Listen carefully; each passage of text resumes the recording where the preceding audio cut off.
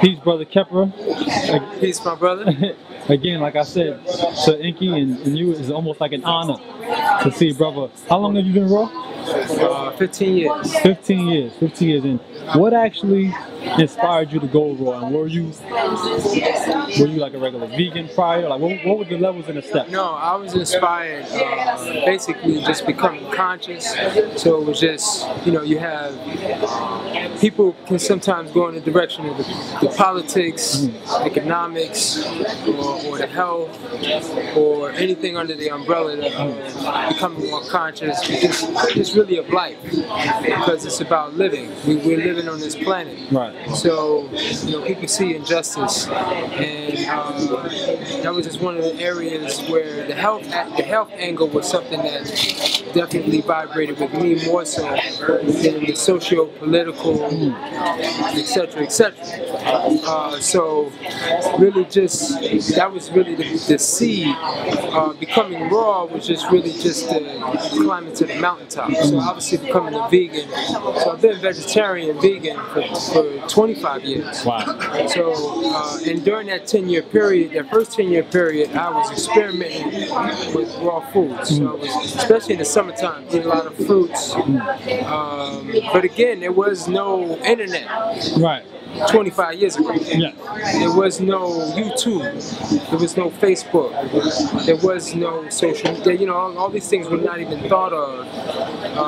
We had things old-fashioned way, books. So you had to go to the brother on the street with the health books. So at the time it was Dr. African Holistic Health, Queen of Food's book. It was very few books out there. And then even fewer videos. Fast forward 10 years later, information was starting to become more available, especially in the raw food diet. And one thing led to another. But really, I gotta also give a shout out to our elder Dick Gregory. He was the one that really planted the seed when I was like about 19. This was like 25 years ago when I heard him speak, and he was like, we're gonna open up the Bible and go to Genesis 1:29. Oh yeah. And being raised a Christian, that blew my mind. Yeah, it was like literally the first order to carry out was to eat a certain way. Oh, no doubt. And somehow, some way, the masses have skipped that one and went to other commandments and things. And exactly. So there's a book called The Essene Gospel of Peace. What is the book called? The Essene Gospel of Peace. Okay.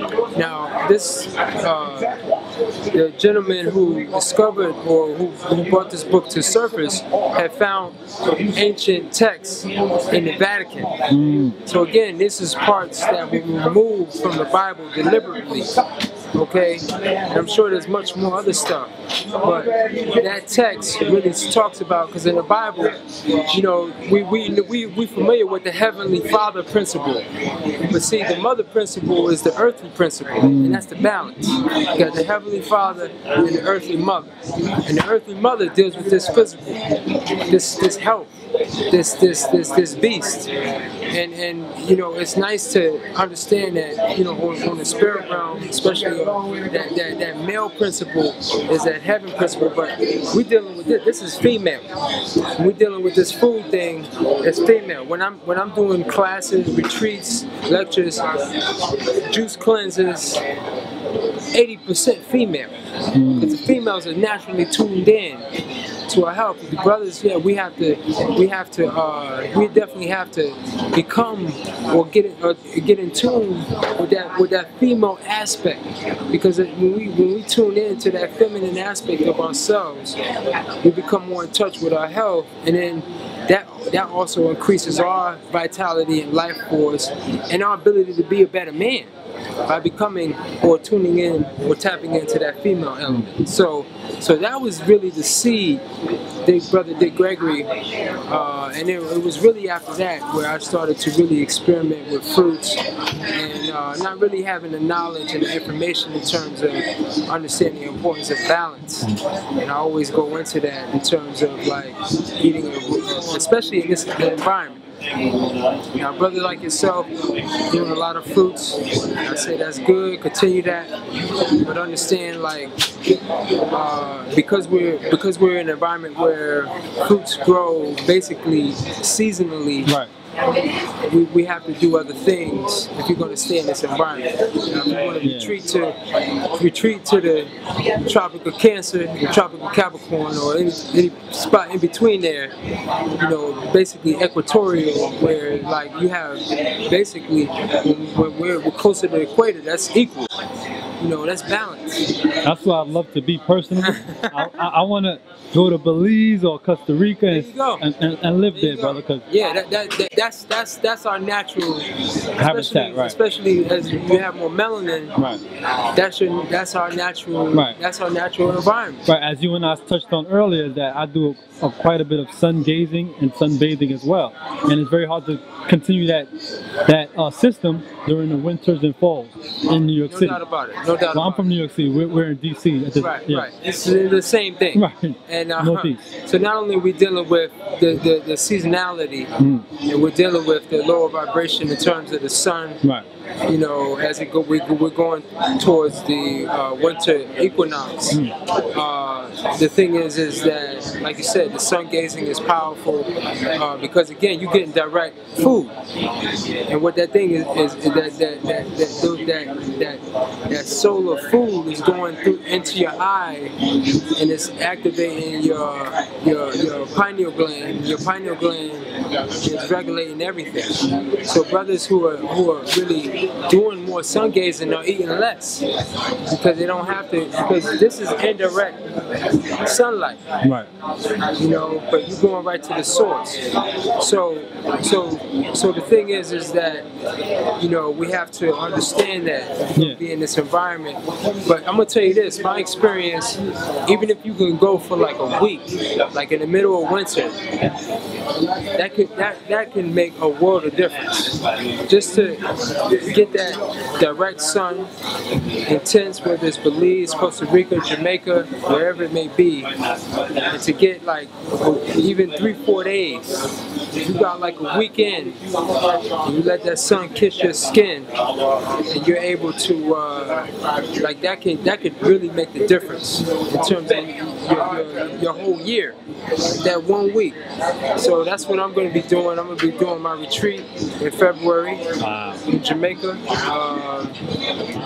Right in the February is usually the worst in terms of the weather. Right. So I was actually thinking, I was actually considering going to Costa Rica in February. Since you mentioned Jamaica, please let me know what's happening on this retreat. I'll let you know. Right, and let the people know too. Yeah, I'll let you know. Because every year, this is my third. Well, I've been doing retreats now for off and on for about 10 years. Okay. Yeah. So this for the last 3 years, this is pretty much where I do classes every day. And we're eating the food. I bring some food that is not easily to get in Jamaica, but like in terms of all the fruits and fresh produce, I mean it's just off the chain. The ackee, number one. Ackee is a superfood. You know, that is a fruit. And it is a fatty fruit, and I mean you can it's just like the avocado. How important it is to eat avocado. It gives you some of that good fat. The ackee is like, and I mean Jamaica is really the only place. Maybe South Florida you can find it in little corners, but Jamaica that's straight from West Africa. It's the ackee. Okay. So that's the reason. That's the If that was your only reason to go to Jamaica? I'm personally in love with the soursop, or they call it the guanamana. Yes. I'm in love with that, and I also like the mame sapote. I just kind of, I won't say discovered because it existed, but I was in Puerto Rico early this year, and man, I scavenged the whole of New York City for these fruits, man. You know, so Yeah. I mean. Yeah. Man, I love to go to Jamaica. But I'm thinking about it. I can't even ask no questions because I'm thinking about Okay. like, oh man, we gotta go somewhere right now. No. But you know, we in this environment, you know. But we gotta remember too that even though it gets cold, we still have to go outside. Yes. You still have to, and you have to eat foods that are more that are gonna generate more heat in your body. So speak on the experiences that you have encountered in the winter. One of the number one foods I eat in the wintertime is ginseng. Ginseng is a root. Oh, root. So what you have to do is that I get it, it's dry. So you can get the sticks or you can get the slices. And I'm eating that every day. Because even though like most of our hot foods are actually hot in the mouth, ginseng is not hot in the mouth, but it's hot in the body. So when you bring it into your system, it'll act like it'll pretty much act like a heater, and it'll basically keep because what it does is it stimulates circulation. So it gets the circulation going. So that's going to be important because you know a lot of raw food, especially fruits, are the opposite. They're going to be cold acting in the body. You know, like watermelon, for example, it grows in the summertime because it's like eating watermelon is going to naturally cool you. Drinking coconut water and watermelon are the coolingest foods on the planet. So again, they grow typically in hot, temperate environments. So you're saying those fruits are grown there to provide and assist in keeping us balanced. Right. But when we move to the wintertime, you know, I definitely eat ginseng, and I treat it like a food. Like all of our herbs, even though it is concentrated and it's powerful, it's very stimulating. But you know, I treat it as a food. Like that's one of the first foods I eat every day. I'm eating ginseng, and you can't eat too much. So you have to kind of play with it and understand like how find much. that medium. Right. Because it'll dry your kidneys out. Because again, it's hot. So ginseng, all of our hot or pungent foods like onion, scallions, and the whole pungent family, garlic, shallots, things like that. So you definitely want to have those things in your diet, and then some of the hot greens. So things like dandelion, watercress, you know, these things have some bite to it. They're going to give us the alkaline minerals, and they're also going to basically ground us. Because in the wintertime, we need more grounding. If you're eating more fruits, it's going to thin your blood and make you very sensitive to the cold. And it's not balanced because when you're eating a lot of the fruits, you need that sun that the fruits are getting. But we're not going to get the sun, at least in the same intensity as we're going to get in the summertime. So those are some ideas. So it's more of a heavier green, and you know, supplementing with like some of the herbs and I should mention not American ginseng. It's got to be the Korean ginseng. The Korean ginseng is the red ginseng. That's the one that's hot. The American ginseng is like kind of goldish. Right. It's not going to heat. Okay. It's gonna act like ginseng, but it's gonna be more on a subtle vibe. It's really for our females, you know. So it does because their body is naturally more cold. Our body is naturally more hot. So we need to eat more hot foods, and that's my number one hot food, definitely for the winter. Oh, okay. So do you utilize ginseng in your foods, and are these foods raw or are these foods cooked? Yeah, no, all of this is raw. All of this is raw. All of this is raw. Everything on your menu is raw. Yes. Well, I say cooked by the sun. That's amazing. Because you know the cooking process is the growing process. When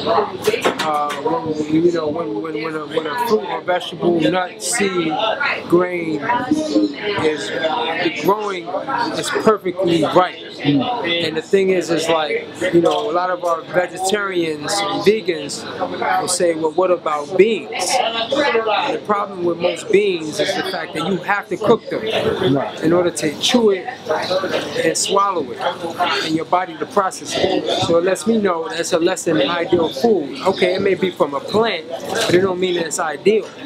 A lot of things grow off trees and vines and things we don't eat. That's true. You know, if you're eating beans, that means what you're doing is cooking is really a forced ripening process. When you have to boil or heat or toast or grill, you're allowing high heat, whether it's through oil, so like you deep fry, or whether it's through a microwave, right. So you doing you nuking it, or anything similar to boiling. So you got something boiling. What you're doing is you're allowing the heat to force the water into the bean or the grain, because that's the trap. And our vegetarian family gets caught up in that, because again they're looking for fulfillment. And what's happening is that when you start eating a lot of those starches, then those things become highly addictive, because you know everything is sugar. Everything, all the fruits and vegetables, nuts and seeds should be able to be broken down into simple sugars. But the thing is that when we start to eat complex sugars, then what happens is that they become very addictive and very filling, but an empty filling, because we're not. It may fill our bellies, but nutritionally we still starve. So it keep us eating it. Potatoes and rice and bread and cereal and pastas. Keep eating that stuff and thinking that we're healthy. No, but you're getting fiber with no nutrition. The nutrition is in the blood. And the blood is the juice. You know, and I tell people who want to eat meat, the healthiest part of that animal is the blood. Like that's the juice of the animal, of the meat. The juice is always going to have the life. So when people, you know, frown their face up because they don't, that's not naturally us. But the juice or the blood of the plant is the water, that the life-giving juice, that life-giving water. So all of our food, we don't want to destroy that through cooking, through high heat. So all of our greens, you know, we can eat natural fruits, vegetables, nuts, seeds, and then we're able to. What I've been able to do over these last 15 years is to introduce it in a way that we've been accustomed to. You know, and the thing is like, well, why not eat the fruit the way it's grown, or why not eat the vegetable the way it's grown? You can do that. As a matter of fact, that's the best way. However, I make the analogy of it's the same thing as listening to music. You can listen to an instrument, one instrument at a time. But if you listen to the drum and the guitar and the vocalist and the piano and the horn all together in a rhythmic way, then it becomes something much more greater. Right. I treat the food the same way. I could bring something here that's maybe a little salty, something here a little spicy, a little sweet, a little bitter. Make some magic. I bring it together in harmony, without cooking, and they work together. And then when the people taste it, they're like, "Wow, they're blown." It's music in the mouth. So that's what I've been doing the last 15 years, is refining, and I continue to refine the recipes and the dishes, so that I'm like, look, this is food. Not only is this food, this is real food. Right. You know, this ain't like all these other places where they just cookie cutter. Right. You know, operations. Everything is already pre-cooked, pre-made. They just heat the stuff up, doing a little assembly, Right. and then they serve it to you, and you get this false feeling or fulling. Right. This false fullness. So yeah, that's what we're doing. Yeah, and I know dealing with the raw foods is a constant thing. You can't keep it around too long. It got to get eaten. It has to be eaten. Oh yeah. Yeah. So See, it's not like when it's being put away Right. and you're getting some old Right. food. This is fresh food on a daily. Are you open 7 days a week? 7 days a week. 7 days a week. I mean, look. We need. I've taken a personal responsibility to offer this service for our human race, because the thing is like, because we are taking the food the way God produces it naturally.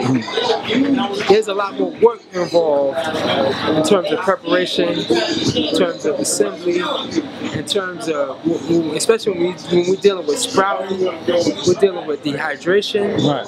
we're dealing with these gentle techniques of food preparation.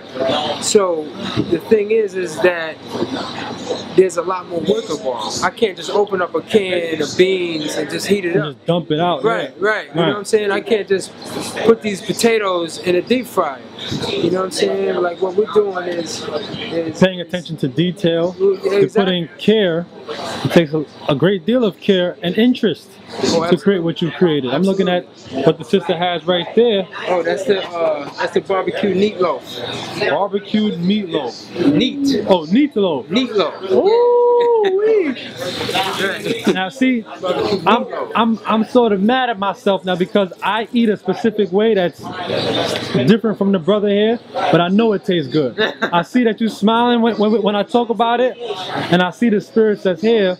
The brother was just leaning over the glass, trying to get at. He was falling into it. So I know it tastes good, and I gotta get some recipes. I got some people that say, Arjenis, you might be a little too extreme. I know that's tasty, you know, and you care so much. I can see the detail. I gotta take it. We gotta. Well, after the interview, you gotta show me dishes and talk about it. Let us know what it is.